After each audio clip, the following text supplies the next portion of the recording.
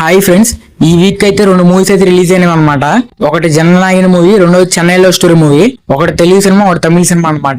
ఈ రెండు మూవీస్ లో ఏది బాగుంది, ఏది హిట్ అయింది, ఏది ఫ్లాప్ అయింది, ఈ మూవీ యొక్క కలెక్షన్స్ ఎంత, ఈ మూవీ ఇంకా ఎంత కొత్త హిట్ అయింది, ఈ వీకెండ్ ఫ్యామిలీతో వెళ్ళడానికి ఏ మూవీ బెస్ట్, ఏ టైప్ ఆఫ్ ఆడియన్స్ ఏ మూవీ సెట్ అయితే ఈ వీడియోలో చూద్దాం. ఫస్ట్ మూవీ ఏంటంటే జననాయన మూవీ అనమాట. ఈ మూవీ అయితే థియేటర్ లో రిలీజ్ అయ్యి ఫ్లాప్ అవుతుంది, రన్ అవుతుందని చెప్పొచ్చు. ఈ మూవీకి అసలు ఏం బాగోలేదని చెప్పొచ్చు ఈ మూవీ.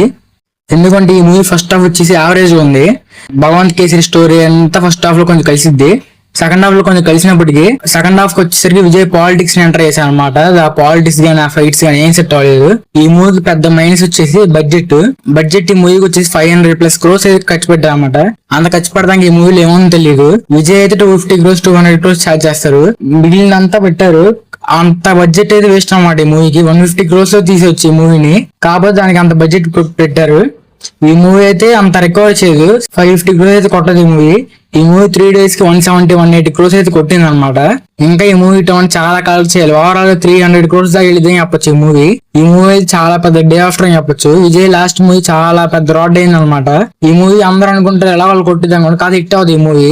ఈ మూవీలో మెయిన్ మైనస్ చెప్పాక సెకండ్ హాఫ్ లో చాలా పొలిటికల్ డ్రామా అయితే ఇచ్చారు, అది పెద్ద మైనస్ అనమాట. ఈ మూవీ రిలీజ్ లో వెళ్ళాం గానీ రివ్యూ అయితే పెట్టలే అనమాట. నేను సెకండ్ డే పెడదాం అనుకున్నా, చెన్నై లవ్ స్టోరీకి వెళ్ళా. ఈ రెండింటిలో ఏది పెడదాం ఆలోచిస్తే అది బాగుంది కాబట్టి అది పెట్టాను, ఇది పెట్టలేదు. ఇది ఒక రివ్యూ అనుకోండి.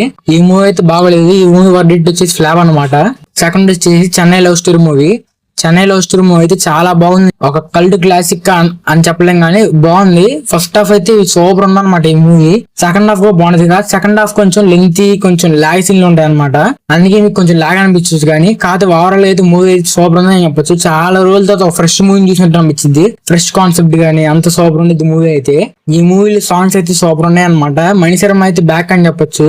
అన్ని సాంగ్స్ పర్ఫెక్ట్ టైమింగ్ లో అయితే వస్తాయి అనమాట. ఎక్కడ మనకి టైమింగ్ కుదరక అలా ఏం ఉండదు. ఈ మూవీ అయితే సూపర్ ఉందని చెప్పొచ్చు. ఈ వీకెండ్ ఫ్యామిలీతో వెళ్ళడానికి అయితే చెన్నై లవ్ స్టోరీ మూవీ అయితే బెస్ట్ అని చెప్పొచ్చు. అన్ని ఫ్యామిలీ చూసే మూవీ అనమాట ఇదైతే కన్ఫర్మ్ గా. ఈ మూవీ డే 1 వచ్చి 12.12 crores అయితే కాల్ చేసింది అనమాట.